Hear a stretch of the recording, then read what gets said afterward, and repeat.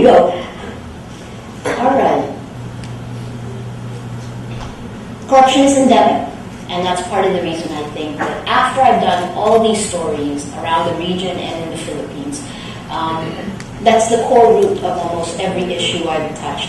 And every story you read comes down to 8 themes. And all those 8 themes that we live through come down to whether or not corruption exists, or how high the level of corruption. And in every society, if the corruption level is low, there are more solutions possible. If it's high, it makes it much more difficult.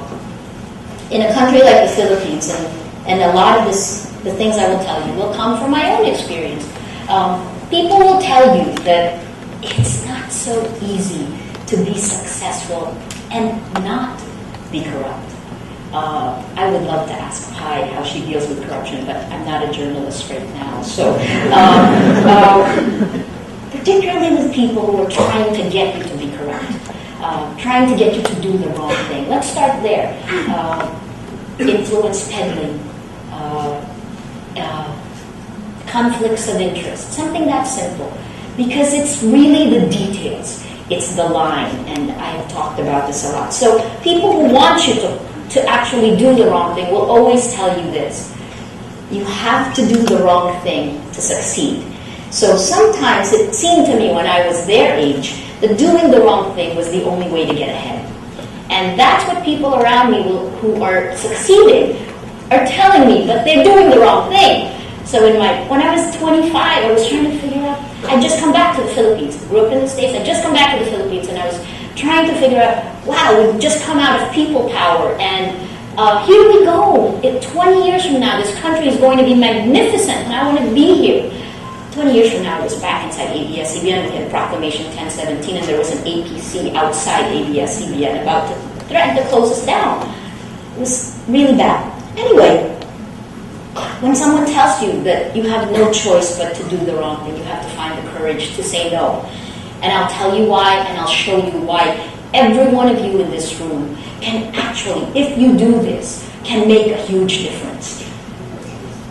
How do you fight corruption? It's very simple. Something actionable for each of us. Jumping off Ariane's stick. Each of us does this. We find and set that line where on one side you're clean, on the other you're corrupt. A line you promise yourself you will never cross. Because when you cross that line, it means that you are turning from good to evil. It's really that simple. And you must make it that simple, because everything else in our society will try to blur those lines for you. Your friends, your family sometimes. So if you are clear about it, it's much simpler. Why? Because corrupt people don't think they're corrupt. Just as evil people don't think they're evil. I'm sure Hitler didn't wake up in the morning and say, I'm evil. Stalin didn't do that. They thought they were doing the right thing. So it has to be that simple for you, because how do you get from good to evil? It's actually one small step across the line. And every time you move across, step by step, it becomes easier to be corrupt. Once you cross it, that first step, it seems easier to do it. And before you know it, you're not just corrupt. You're actually corrupting others. So it's keeping track of that line for you. This is like a reverse tipping point. The Tipping Point is one of my favorite books by Malcolm Gladwell. If I didn't love this book, I wouldn't have come back to the Philippines. It was written more than a decade ago, but people forget that subtitle. The subtitle is this, and the other speakers mentioned it, how little things make a big difference. How little things can make a big difference.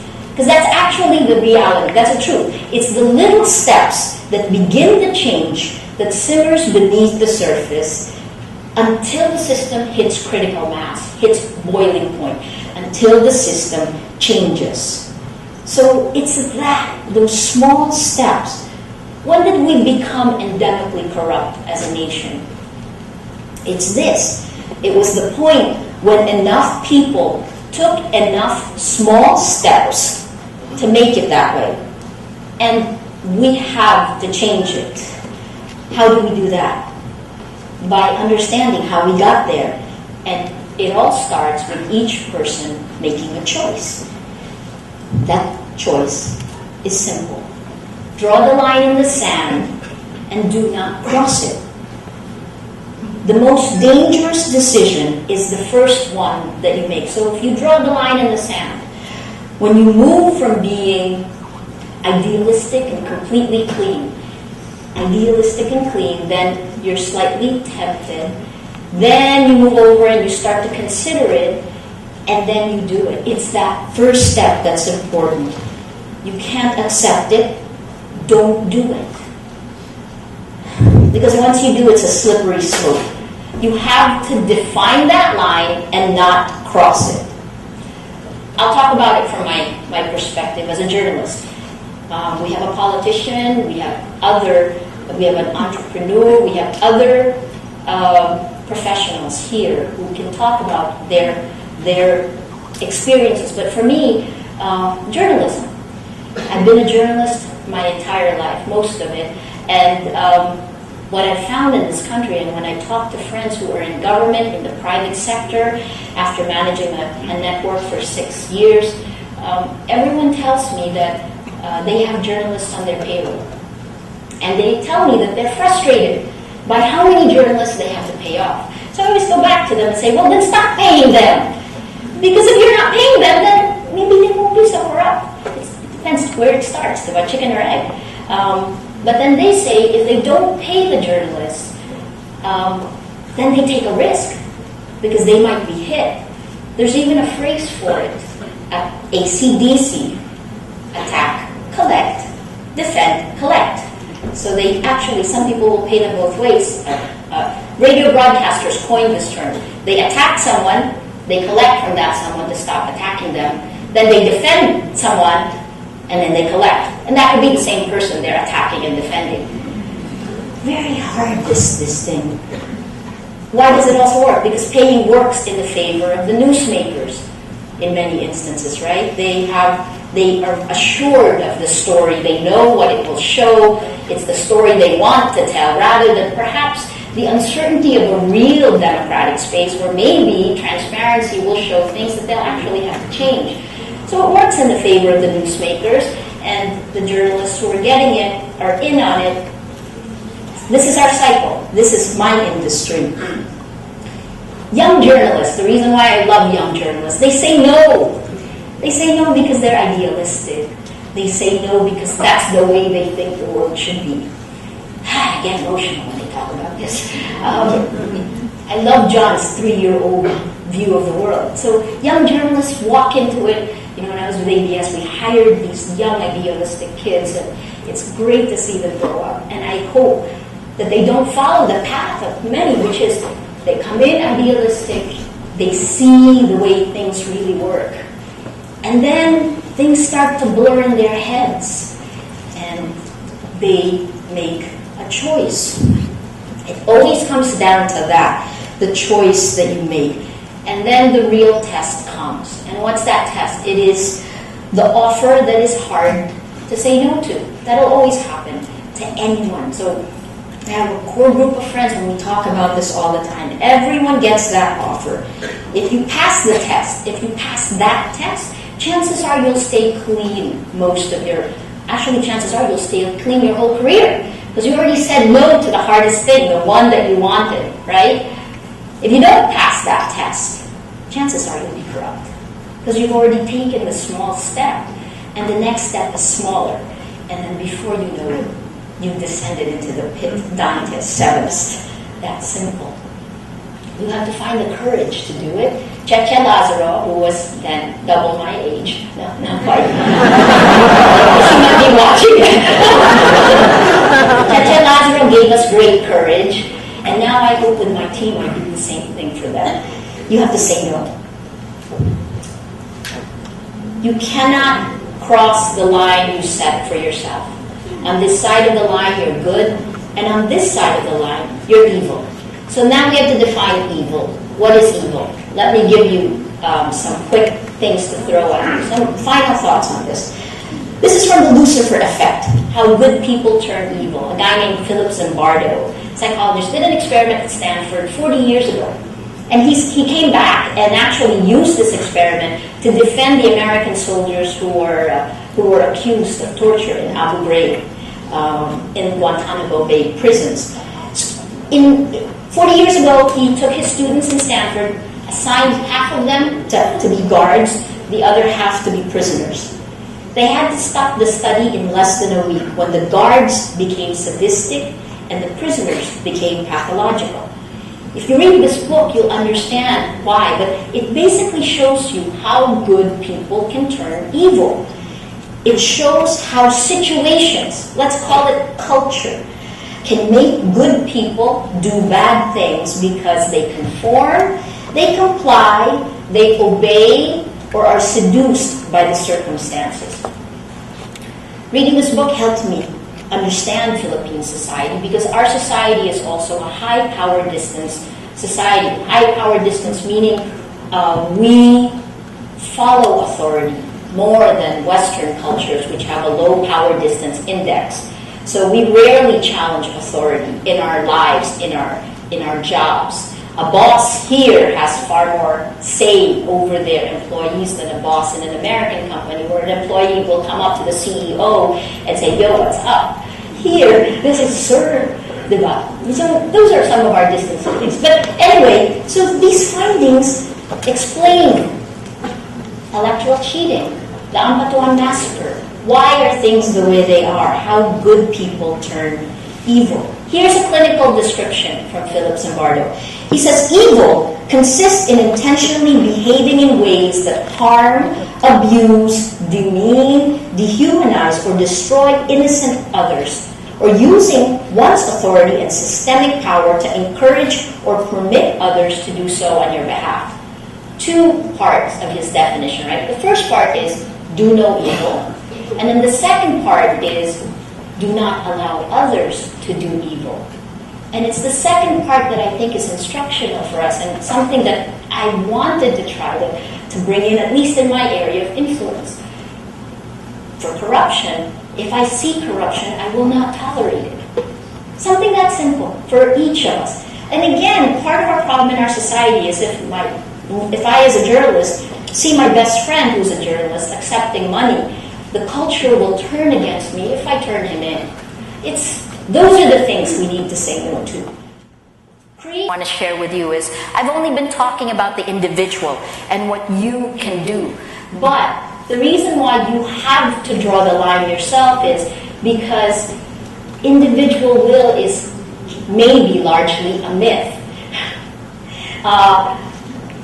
Social network theory shows that groups exert pressure over individuals. And again, because we have a high power distance index in our society, groups exert tremendous pressure on the way you individually behave. And let's look at some of these. I'll just show you two studies that showed me how we behave because of a group and then how we behave because of authority. Insights may come not from individual psychology, but from understanding group dynamics. This is also how corruption spreads. Social psychology has provided these conformity experiments where normal people like you and me, placed under social pressure, group dynamics, agree to obviously wrong conclusions, or they actually agree to harm other people. The first experiment was done in the 1950s by a guy named Solomon Asch. He just took university students and he had them come into a room. The test subject, let's say the test subject is the woman in a white shirt in front of me. And then the other guys, the other people she's with are the people in the first row. The test subject, this group, they're put in a room and they're given pieces of paper. They're just asked to choose the shortest line that's drawn on the pieces of paper. Except Joanna will choose last, and everyone else with her will actually be told to choose the longest line. So they all speak, they choose the longest line, and by the time Joanna is ready to pick the shortest line, 3 out of 4 of the people in Joanna's situation choose what the group says. They choose what is obviously wrong. They choose the longest line because the group chose it. 75% agree with the group, suggesting that peer pressure distorts our perception of reality. It's the power of groups, 75%. Because when you choose to draw your line and you choose to turn evil, when you become corrupt, you then have a greater chance of transmitting that behavior up to 3 degrees in your social networks. Right? Likewise, if you choose to draw the line and stay on the idealistic, do the right thing, good side, you also have the possibility of transmitting that action in your social networks, both your virtual network and your physical network. It's an incredible thing. What you do makes a difference. And I'll leave you with just two more things. The first is, please, these are the rationalizations. They're rationalizations. Don't accept them. Everyone is doing it. Have we heard that before? You must have memories of where we've heard this before. I'd be stupid if I didn't take it. The budget is there anyway. I don't have to do what they want anyway. I'll take it. Rationalization. It's easy to rationalize. Here are some questions that I will leave you with. What are you willing to do to get what you want? Where do you draw the line you will never cross? And all of that will lead you to how you define your own individual battle for integrity.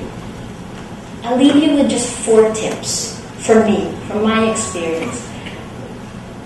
It helps be excellent at what you do, because if you try to fight the system will fight back. And like the haters that Anna talked about, if you're trying to take income away from someone, obviously they're not going to be happy. So you will get attacked. In my first year with ABS-CBN, I think I had a lawsuit for every month I was in office. Boy, I understand our legal system. So you have to be excellent at what you do. The second is you have to be self-aware. You have to understand why things work the way they do and still go do what you need to do. Because if you're not self-aware, then again you can rationalize. Third, you take responsibility for what you say and what you do. You don't do it because everyone is doing it. You decide where your line is, because that's important. What is the line between good and evil? And then finally, you cannot do it alone. I agreed to speak with you because you have tremendous power. You can choose to change this world we live in called the Philippines. You can choose to end corruption. And it is very simple. You draw a line and you do not cross it. And if you do that, we will spread it through 3 degrees of influence in your networks. That's it. Thank you.